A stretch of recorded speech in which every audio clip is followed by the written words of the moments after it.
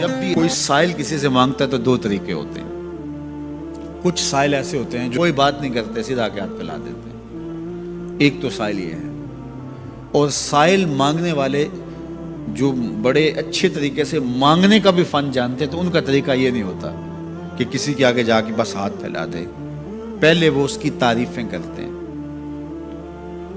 پھر جو ہے وہ اس کی رحم دلی کا ذکر کرتے ہیں، پھر اس کے مال و اسباب جو اس کو دیے گئے ہیں ان کے قصیدے پڑھتے ہیں، پھر اپنی وفاداری کا اظہار کرتے ہیں، پھر جھولی پھیلاتے ہیں. تو یہ دوسرا اور مہذب طریقہ ہے. ایک تو مانگنے والا اپنی ضرورت کو یوں ہی کسی کے سامنے رکھ دے، اور ایک یہ ہے کہ مانگنے والا اپنی ضرورت کو رکھنے سے قبل جس سے مانگ رہا ہے پہلے اس کی تعریف کرے. اب بندے اللہ سے ہدایت مانگنے کے لیے کھڑے ہوئے، پہلے تو وضو کیا، صاف ستھرے ہوئے، کانوں پہ ہاتھ لگائے، اس کے بعد ہاتھ باندھ کے ادب سے کھڑے ہو گئے، اور اب مانگنے لگے تو کیا بولے؟ الحمدللہ رب العالمین. وہ آتے ہیں نا مانگنے والے دروازے پہ تو کہتے ہیں دوبارہ وسدہ روے، فلاں ہو فلاں ہو، وہ تعریفیں کرنے لگ جاتے ہیں. تو یہ مرحلہ ہوتا ہے. ابھی اس نے سوال لب پہ نہیں لایا ہوتا تو گھر والا پہلے بچے کو کہتا ہے جا اتنے پیسے اس کو دے گیا. میاں وہ تو آپ کی تعریفیں کر رہا ہے، مانگ تھوڑا رہا ہے. وہ سمجھتا ہے جو تعریفیں کرنا شروع ہو گیا یہ مانگنے کے لیے تو کر رہا ہے. اللہ اکبر. تو جب بندہ الحمدللہ کہتا ہے رحمتیں اسی وقت برسنا شروع ہو جاتی ہے. الرحمن الرحیم. میں سخی کی دہلیز پہ کھڑا ہوں جو رحمان بھی ہے جو رحیم بھی ہے، محض اپنے کرم سے عطا کرتا ہے. رحم کی بھیک مانگ رہا ہوں. پھر کیا کہہ رہا ہے؟ مالک یوم الدین. کسی کنگال سے نہیں مانگ رہا، اس سے مانگ رہا ہوں جو مالک ہے، دنیا کا بھی مالک ہے، آخرت کا بھی مالک ہے. پھر اس کے بعد اگلی بات کیا کہتا ہے؟ ایاک نعبد و ایاک نستعین. مالک میں پوچھتا بھی تجھے ہوں اور مانگتا بھی تجھ سے ہوں. دیکھو سائل اس اعتبار سے بھی دو طرح کے ہوتے ہیں. ایک سائل ہوتا ہے جو بائی پاس پہ اترتا ہے، ایک کے گھر کے سامنے جاتا ہے، یہی طریقہ صحیح مانگنے کا، لیکن جاتا ہے کہ گھر کے سامنے تعریفیں کرتا ہے، اور مالک خانہ کو پتہ ہوتا ہے کہ یہ ہمسایہ سے بھی مانگ کے آیا ہے، میرے گھر سے بھی مانگ رہا ہے، اگلے گھر سے بھی مانگنا ہے. تو وہ اسے تھوڑا سا آٹا دے دیتا ہے، 1 روپیہ دے دیتا ہے. اس کو پتہ ہے اس نے پورا گاؤں مانگنا ہے، آدھا گاؤں مانگ آیا ہے، آدھا گاؤں اس نے ابھی مانگنا ہے. تو سارے 1 روپے دیتے ہیں. ایک تو سائل وہ ہے جو در در پہ جاتا ہے، اور ایک سائل بائی پاس سے اترا، وہاں سے پل عبور کیا، پھر گلی سے گزرتے ہوئے یہاں آیا، اور یہاں آ کے آپ کے ساتھ اس نے کہا کہ میں کسی در پہ نہیں گیا، آپ کے پاس آیا ہوں، اب آپ نے میری ضرورت پوری کرنی ہے. تو پھر 8 آنے 5 روپے تو نہیں دیے جائیں گے.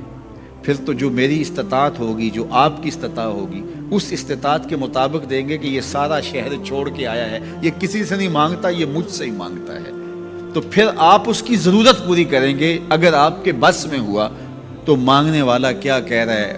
ایاک نعبد. یہ پیشانی کہیں اور نہیں جھکتی، و ایاک نستعین. یہ جھولی کسی اور چوکھٹ پہ پھیلتی نہیں. وہ کریم، وہ مالک رب جو تمام جہانوں کا رب ہے، میں اس کی دہلیز پہ کھڑا ہوں اور آیا سیدھا اسی کی دہلیز پہ ہوں. نہ اس سے پہلے کسی در پہ گیا ہوں، نہ اس کے بعد کسی در پہ جانا ہے. تو پھر مالک بھی کرم نوازیاں اور رحمتیں اس کی جھولی میں ڈال دیتا ہے. اب اتنی لمبی تمہید باندھنے کے باوجود مانگا کیا؟ ذرا غور کیجئے. یہ وہ ہے جو ہم ہر روز ہر نماز کی ہر رکعت میں مانگتے ہیں، اور مانگنے کا طریقہ کتنا خوبصورت ہے. اور مانگنے والے یوں ہی مانگا کرتے ہیں.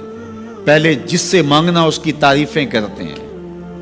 آپ نے مانگنے والوں کو دیکھا جو سلیقے سے مانگتے ہیں، تیرے بچے وسدے رہیں، تیری جد آباد رہے، تیرا خاندان آباد رہے. وہ مانگتے ہیں اس طرح، پہلے تعریفیں کرتے ہیں، پھر کہتے ہیں تیری فیکٹریاں چلتی رہیں، تیرے جو ہے تیری جائیداد بڑھتی رہے.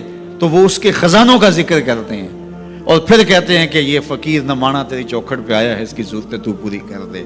اب بندہ بھی اللہ کے حضور جب حاضر ہوتا ہے تو مانگنے کا سلیقہ کیا ہے؟ سب سے پہلے کہتا ہے الحمدللہ رب العالمین.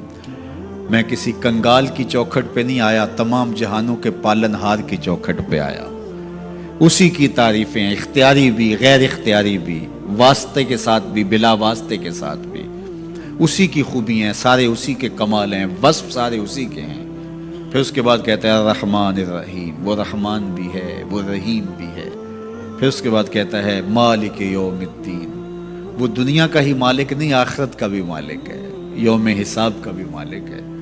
پھر اس کے بعد اپنی وفاداری جتلاتے ہوئے کہتا ہے ایاک نعبد و ایاک نستعین، مالک سارا جہاں بس رہا ہے، میں نے کسی سے نہیں مانگا، میں نے جھولی تیری چوکھٹ پہ پھیلائی ہے، میری پیشانی تیرے حضور جھکتی ہے، یہ پیشانی کسی اور کے حضور کبھی نہیں جھکی نہ جھکے گی۔ یہ سب عرض کرنے کے بعد پھر مانگتا کیا؟ اہدنا الصراط المستقیم، مالک مجھے سیدھی راہ پہ چلا دے، میں تیرے حضور آیا ہوں، مجھے ہدایت کا نور عطا کر دے۔ انشاءاللہ یہ ہدایت کیا ہے اور ہدایت کی قسمیں کیا ہیں، اور پھر اس دعا کا جواب اللہ کی طرف سے کیا آتا ہے،